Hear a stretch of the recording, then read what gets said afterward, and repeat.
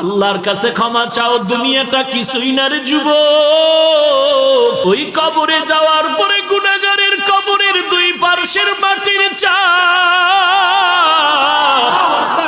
পাজরের হাড় চুরমার হয়ে যাবে। একটা নয়, দুটো নয়, 70 থেকে 99টা সাপের কামড়। কবরের ভিতরে জাহান্নামের আগুন।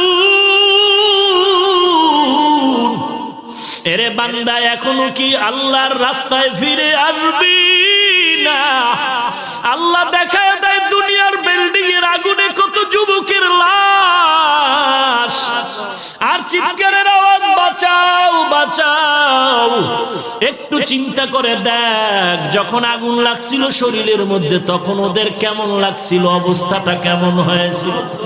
ওরা যখন আগুনের মধ্যে সবাই জানালা দিয়া হাত দিয়া কয়, কে আছো, আমাদের বাঁচাও।